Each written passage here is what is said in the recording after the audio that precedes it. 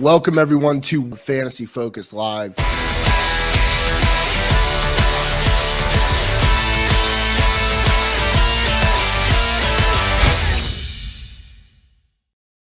everybody, welcome back to the Candlestick Kids Fantasy Football Podcast. I'm your host, Bobby LaMarco, going to you live today on YouTube and also on Instagram. Make sure you're following us, guys. We're on the Fantasy Focused YouTube channel. If you listen to us on the audio side, we're finally back up and running on the TCK pod side, but make sure you guys are also on here. Subscribe, like, rate, review, do all that stuff. Comments are welcome, folks. We do really appreciate it, guys. Once again, this is week 14 top takeaways. I didn't even stop at 10. I got no Jordan. No one's here to corral me this week. I'm going all in. I just started writing down takeaways. We're going to blast through those. And then I'm going to talk quickly about some of the guys that are still widely available in most leagues that you might be able to scoop up, play, and or stash to see how well they perform for the fantasy playoffs. It's an evolving situation, guys. Listen, fantasy playoffs are here, but it does not mean you stop playing the waiver wire. It does not mean you stop, stashing players and looking forward. But if you're in the playoffs and you don't have a first-round bye, guys, it's time to focus on winning now. What does that mean? You guys have handcuffs, for example, on players, and you guys need a wide receiver 3 for the week. You got to go get that wide receiver 3 play that you're confident in. Don't be playing guys like Jerry Jeudy, who you've held on to all year, who just hasn't been getting it done. Trust me, I'm one of those Jerry Jeudy guys, extremely disappointed in him. But this is the point. Like, you guys need to go out swinging with players you're confident. So we're going to talk a little bit today about some of the takeaways. Some of the things are actionable, maybe some DFS plays for the Week 15 slate. Also going to talk about some of those waiver wire ads. Before we get into all that, want to make sure we're shouting out all of our sponsors and making sure you're following us across the board. So, of course, myself, at Bobby LaMarco, at Sky Gawasco, at Fantasy Focus, at J Della Valley 7, at Buck59. Make sure you're following us across the board on our Twitter handles because we're constantly posting things up every week. We're also all on Instagram at Fantasy Focus, at Fantasy Football X Factor, and also at Fantasy Football _TCK Pod on Instagram. Make sure you're following us there as well. So, guys, we're posting content constantly. If you don't have time to watch us live on YouTube, you can also check us out on the podcast side on all your podcast apps on the Candlestick Kids Fantasy Football Podcast. Before we go any further, all our episodes are a part of the Believe Podcast Network and brought to you by BetOnline AG. We're going to take a quick commercial break for BetOnline, and we're going to dive into those takeaways for Week 14. BetOnline is back and better than ever. A new web interface for the rest of the NFL season and the NBA season. More props, odds, and lines than ever before. BetOnline remains the #1 spot for all football and basketball action this season. Make sure to head over to the new updated desktop or mobile website and sign up today and receive your 50% welcome bonus on your first deposit. Just use the promo code BELIEVE50. That's BLEAV50. BELIEVE50 to receive your bonus. From football to basketball to NHL to boxing to UFC, right to your favorite Vegas casino games. Don't wait to take advantage of all the amazing offers available for the rest of the 2021 seasons. BetOnline is the fastest and easiest way to bet all your favorite sports. BetOnline, where the game starts. All right, folks, let's talk about some takeaways. So if you're watching live on YouTube, guys, I apologize in advance. I'm on a time crunch today. I'm also going to be on today later with Buck. So if you have any start-sit questions, we will address those on the Buck and my show with Buck this afternoon. We're starting at 6 p.m. PST. So we'll be on again. I got to blow through these. I got a work holiday event I got to get to, folks. So I got to bang through these takeaways, but I want to make time to make sure we get through all this stuff. My first takeaway today I'm going to talk about is the COVID-19 situation with especially the Cleveland Browns. So, my top takeaways, of course, are brought to you by CareFactor. We'll take a quick commercial break later today to talk about CareFactor. Guys, listen, hey, if you're suffering from hair loss, fantasy football time of the year, by the end of this, I'll be losing my hair, so I might need some CareFactor as well. So first off, let's talk a little bit about the Browns COVID-19 situation. Now, it's still early on in the week. Some of these guys tested positive. Some guys are close contacts. But there's some big heavy hitters. You got guys like Baker Mayfield out. On the offensive side, Austin Hooper out. But you also have a bunch of injuries on the Browns defensive side. Now, they're playing the Raiders this week. So that is notable for the Raiders have struggled on offense. And, it's going to be tough to trust the Browns defense now with all these injuries, even against a struggling Raiders offense. But however, if Darren Waller returns, I think that opens the door for the Raiders on the offensive side to actually put up some points. So you got to monitor that situation, but they have been pretty much lost without Darren Waller. But I think Hunter Renfrow, listen, he's a wide receiver 1 at this point, guys. Stop fading him, play him every week. Troy Hill, slot corner out, John Johnson out, safety. A couple guys up front out for the Browns. So I think that's really notable. So one of my biggest takeaways so far from week 14 is those COVID tests on Monday hit the Browns the hardest. And I think that opens the door for some of your Raiders players like Darren Waller, if he's active, Hunter Renfrow, auto start. Josh Jacobs is in to play much better against this Browns team. On the flip side, when you look, I guess we can roll into one of my other takeaways is Donovan Peoples-Jones. I mean, Jarvis Landry is one of those guys on COVID. Austin Hooper is one of those guys on COVID. David Njoku and Donovan Peoples-Jones might be the 1-2 punch with Case Keenum. Now, I know Baker Mayfield going to the backup, but Case Keenum is a serviceable, perfectly fine backup quarterback. He's going to be able to support a player or two in the receiving game. I'm not expecting Case Keenum to throw for 300 yards. It's probably not going to happen. They're going to lean on Nick Chubb, of course, but Kareem Hunt is out. So it's a lot on Chubb, but I think Case Keenum, and listen, these backup quarterbacks tend, and we've seen it time and time again, they do tend to lean a little bit towards the guys they know sometimes. So I think that Donovan Peoples-Jones is a player that we would like to monitor with Case Keenum. I think that the matchup is not great for against the Raiders, who have Casey Hayward, and also Trayvon Mullen is back on the outside. So, Donovan Peoples-Jones is emerging 5 for 90 last week was very good. I think that he's exciting later in the playoffs. Definitely someone I'd like to stash in deeper formats. But overall, listen, because of the injury because of COVID-19, Jarvis Landry's out, Austin Hooper potentially out. It's a necessity. I think he emerges now and puts himself on the wide receiver 3 map this week against the Raiders. And the same thing goes for David Njoku. I think a lot of people are going to forget about Njoku.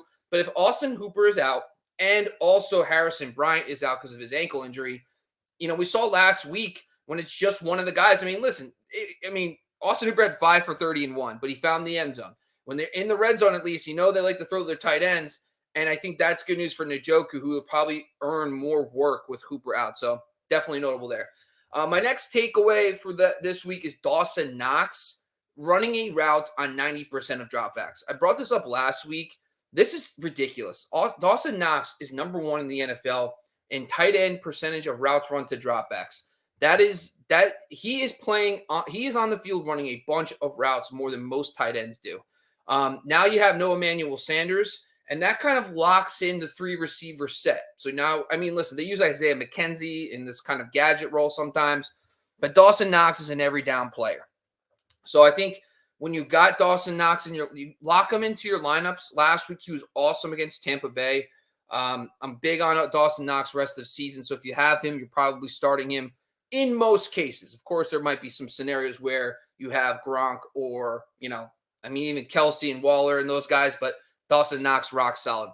Next up is James O'Shaughnessy ran a route on 68% of dropbacks and saw 6 targets last week.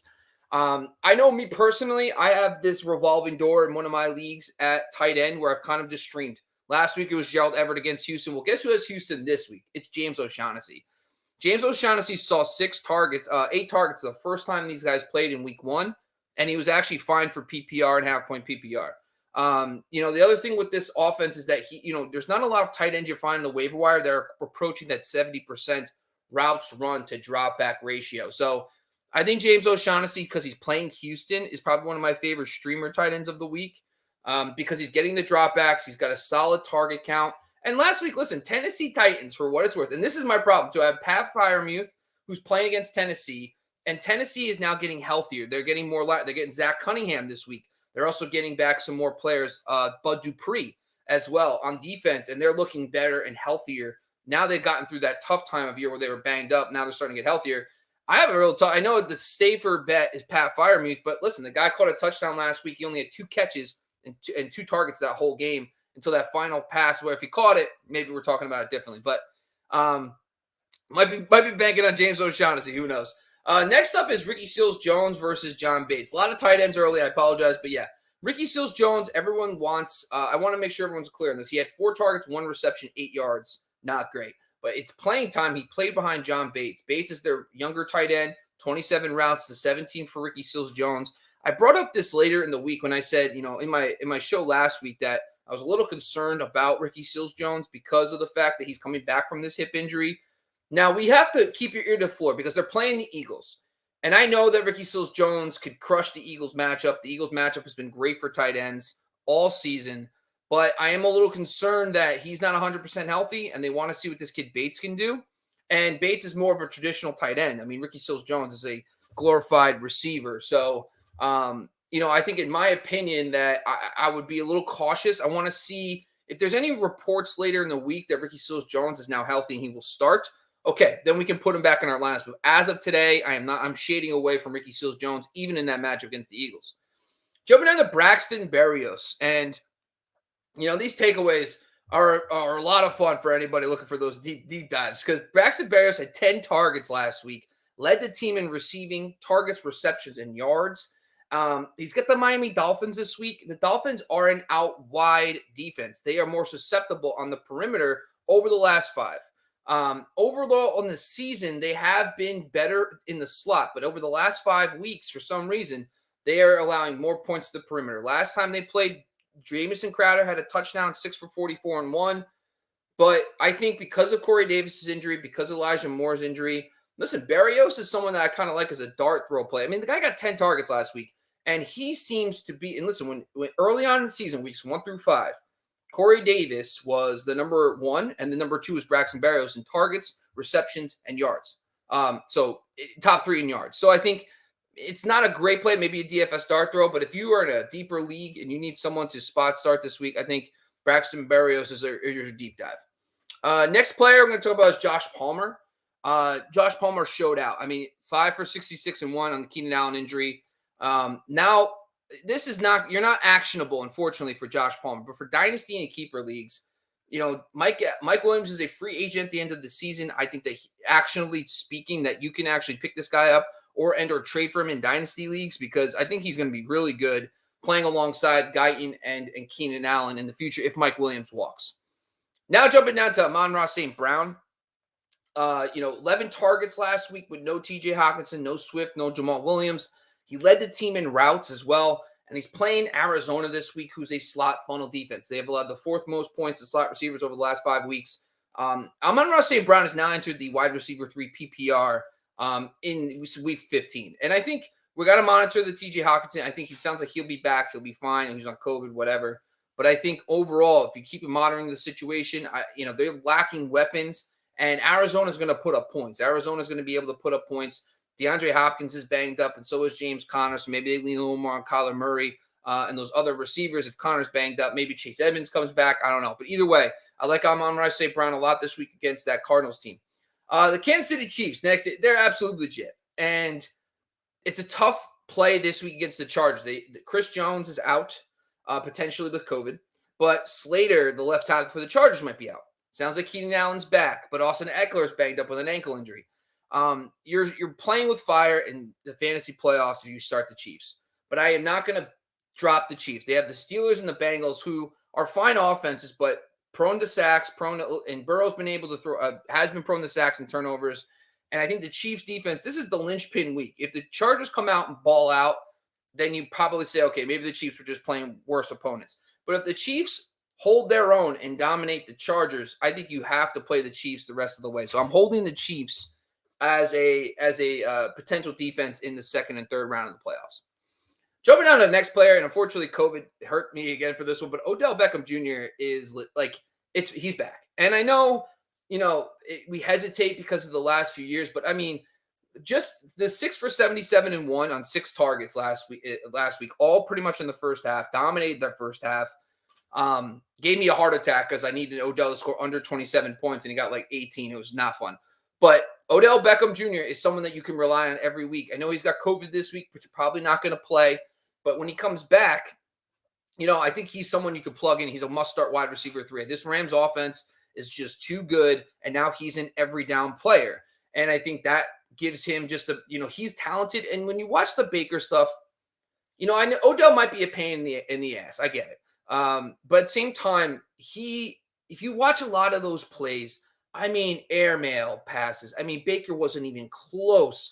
And I don't want to put it all on Baker because there might be route concepts. It might be like Odell was running a route. Baker saw something different. They could never get on the same page. I don't know. But I can tell you this. There's so many plays where Odell Beckham was just standing there and there's no one around him and he gets completely missed. That is not happening as much with Stafford, and we're seeing the results. 3 straight games with a touchdown. Plus, they use him in the red zone. They're throwing fade routes to the guy in the red zone. So I think Odell Beckham, if he plays this week, he's in your lineups. I like him a lot. Next takeaway is the Emmanuel Sanders injury. We talked about this. I think the first guy that benefits the most, and I think a lot of people are going to point to Gabe Davis, but I think it's Cole Beasley. Now, Cole Beasley, kind of gets lost in the shuffle when Dawson Knox returned. But as soon as one of those guys were gone, when Knox was out, Beasley stepped up. And then this week, when Emmanuel Sanders went out, Beasley stepped up and got a bunch of work. And he saw double-digit targets again against that Tampa Bay secondary. And Tampa Bay, prior to that week, was very good against slot receivers. So this week, the Buffalo Bills, they're taking on – I'm just blanking here for a minute. The Bills against the Panthers. Sorry, didn't write down my notes. They're playing the Panthers. The Panthers are a slot funnel defense. You're going to see a lot of Gilmore maybe on Stephon Diggs. And listen, at this stage in the career, probably you give that to Diggs.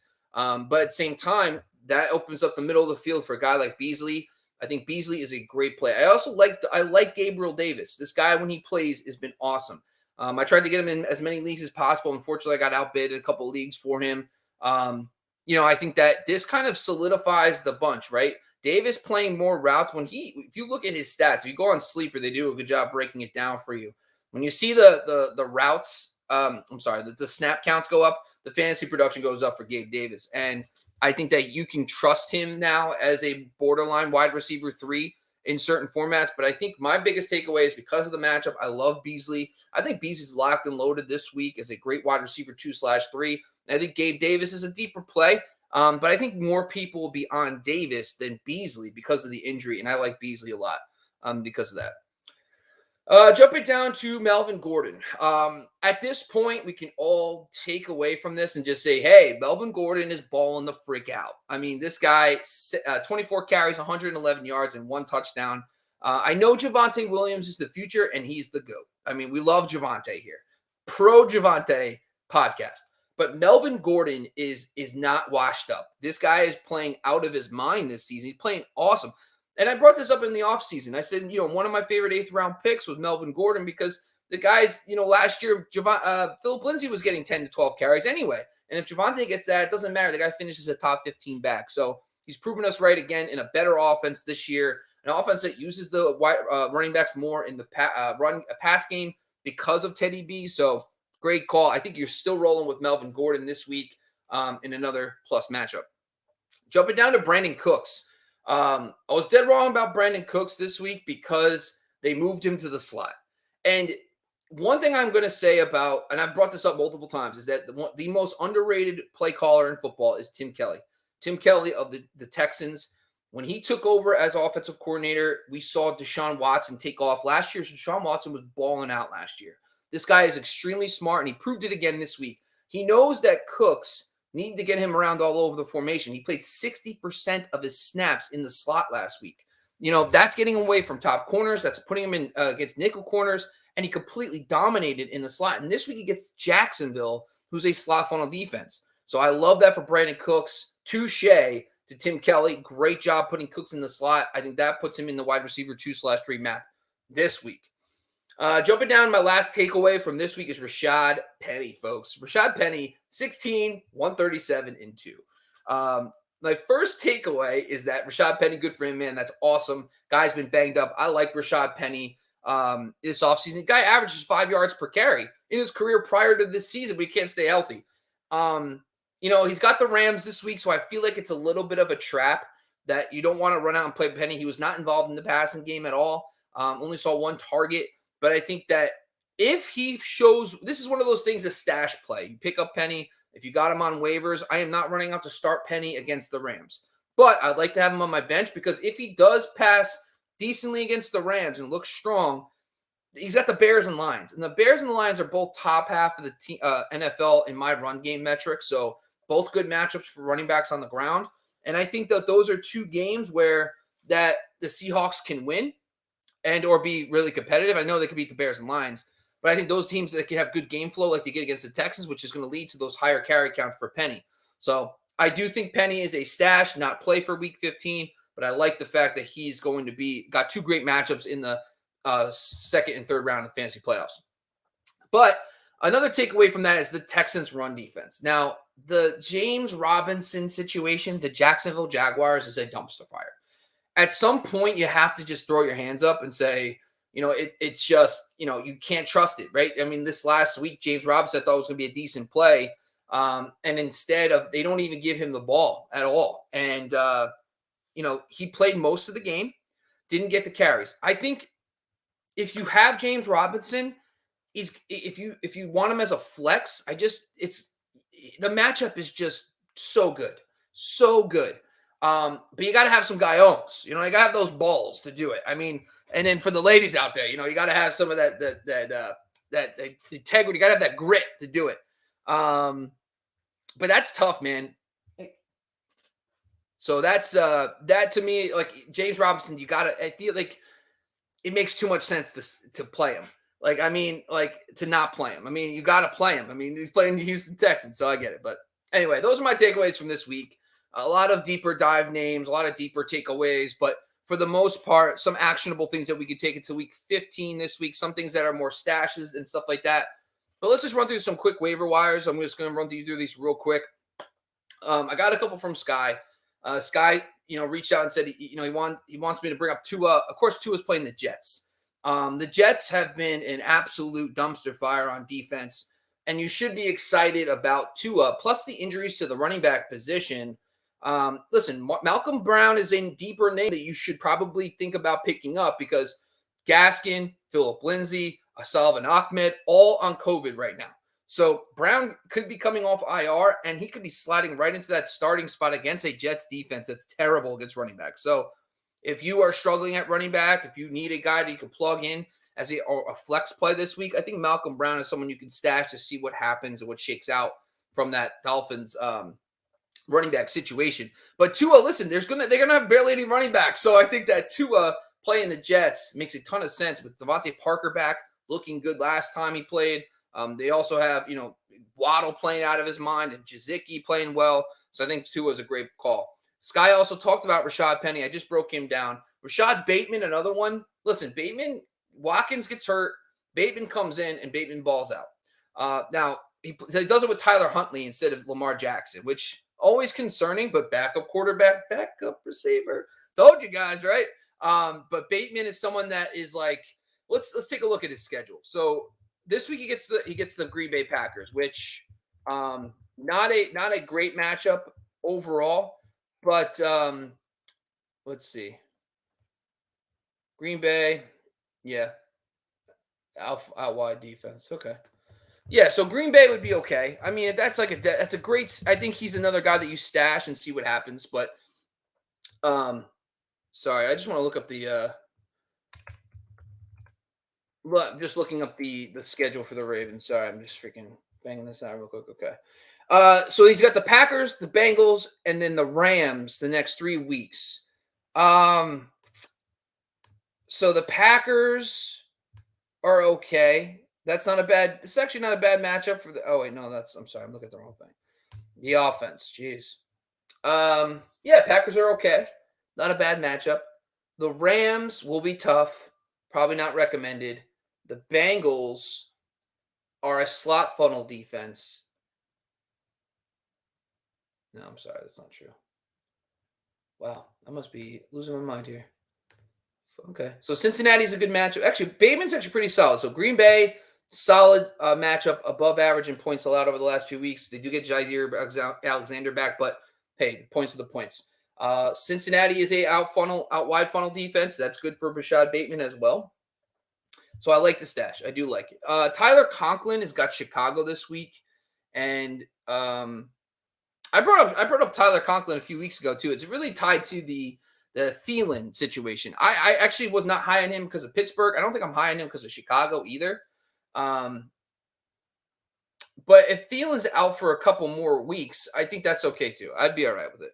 So I get where Sky's coming from. There's not a lot of tight ends that offer you some upside with very limited pass catchers now with Thielen out, and Kirk Cousins is playing really well. So I get it. I guess I get it. I would not play him this week though. I'd prefer James O'Shaughnessy over Tyler Conklin this week. All right, let's jump down to mine. My first guy was Robbie Anderson, and we've been burned by Robbie, but he had a huge game last week, and DJ Moore has now got a hamstring injury. The Panthers do have, and Anderson is like, he's on the field a bunch. And now he's got this hybrid slot versus wide role where he's playing more in the slot. And, they got Buffalo this week though. So I think this is kind of like a stash to see if DJ Moore, has any aggravation to his hamstring and misses time. But I guess against Buffalo, this is more of a stash than pick up and play. Next guy I talked about is Gabriel Davis as a waiver wire pickup, but you know what? We already talked about him. The other guy is AJ Green and Christian Kirk. Now, DeAndre Hopkins is hurt again, and it doesn't sound too good for DeAndre. So I think AJ Green and Christian Kirk are two guys that I'm extremely interested. This week I lean Kirk because of the matchup. Detroit is a slot funnel defense, so I think Kirk is a really good play this week. But AJ Green, man, I mean, resurgence. The guy has shown that he can handle. Like, I remember last year he was getting double-digit targets from Burrow, and it just was not working. Well, now he's getting double-digit targets and going over 100 yards. So I think it is working. And he did it against a very tough Rams defense. So I like both these guys. So monitor that DeAndre Hopkins situation. The final one is Donovan Peoples-Jones. We brought up a couple times. The Raiders matchup is not great, but they have been more susceptible out wide lately. So I think because if there's no Jarvis Landry, no Austin Hooper, and you're searching for that wide receiver 3/4, I think Donovan Peoples-Jones might be someone. It might be someone fun to play in the DFS slate this week. All right, folks, that was a quick show. Really appreciate you guys jumping on for my top 10 takeaways from Week 14. Want to take a quick commercial break for one of our sponsors, Factor, and we'll be back right after this. Hey, TCK Potters and Fantasy Focus community. Are you looking for options for hair loss? There are many options out there for treating it. However, most products treat the cause, such as DHT, and don't do much to support the growth of new and stronger hair. It's like removing harmful weeds from your lawn, but not doing much to fertilize the grass. That's why the Fantasy Focus and TCK team has partnered with Factor. Factor saw this problem and focused their research on finding just the right combination of biosynthetic growth factors and an innovative delivery system to promote fuller, stronger-looking hair. So whether you're a listener who suffers from various forms of alopecia or even stress-related hair loss, the Factor treatment is the perfect scalp-friendly solution that can help and influence stronger and healthy hair throughout all stages of the hair life cycle. And now, exclusively for TCK listeners, use the promo code TCK at checkout to get 15% off all products at shop.mycarafactor.com. That's shop.mykerafactor.com. Carafactor, skincare for hair. And just want to make sure we promote one more of our sponsors before I get some listener questions before I get out of here. Lightbox. Be right back after this. Shouts out to our new sponsor, Lightbox. Say goodbye to the dull gifts. Lightbox lab-grown diamonds are the brightest gift of the year. Using cutting-edge technology and innovative techniques, they've cracked the science of sparkle, creating the highest quality lab-grown diamonds you can find at a light price, $800 per carat. They have the same chemical makeup of natural diamonds, but are just grown in a lab. Because of their process, they can create stones of blush pink, beautiful blue, as well as classic white diamonds. Lightbox lab-grown diamonds are the gift they'll never want to take off and priced so they won't have to. They really make any outfit sparkle. Visit lightboxjewelry.com and add sparkle to your holiday shopping. That's lightboxjewelry.com. Lightbox diamonds. Never a dull moment. All right, folks. Tim.